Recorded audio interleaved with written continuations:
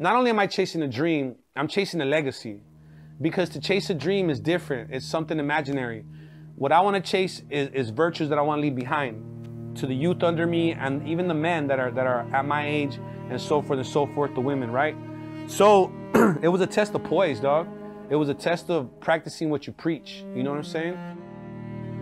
I want the conversation to change in the hood. I want the conversations to stop talking about how many bodies the homies caught. I want to talk about how much gross the homies just grossed from business that they opened up, or maybe even what trades the homies are picking up and what government funding we can put together to further train more of our people into these trades and come up together. You know what I'm saying? Because you know, we didn't even know those conversations existed before. Like, there was either one choice or another. It was go to the military or it was go to prison. You know what I'm saying? In the hood before. You know, if you were a fuck up, if you were just a normal dude that wasn't intellectually above anybody else, if you just had the bare minimum to work with.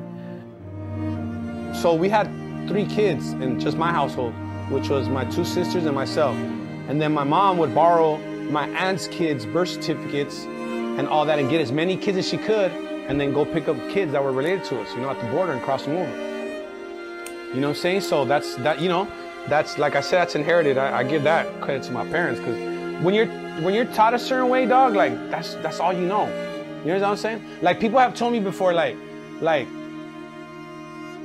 why didn't you communicate with somebody about that, or why didn't you talk about those problems or those worries you were going through? And it's like, who was I gonna talk to? Like, everybody was looking at me for strength. How the fuck was I gonna go to my sisters, which are females?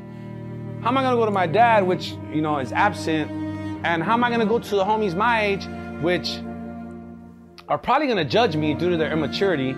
And then how am I gonna go to my older homies, hoping that they understand what I'm going through? You know what I'm saying? Like, you know, when you don't know nothing else, that's all you do.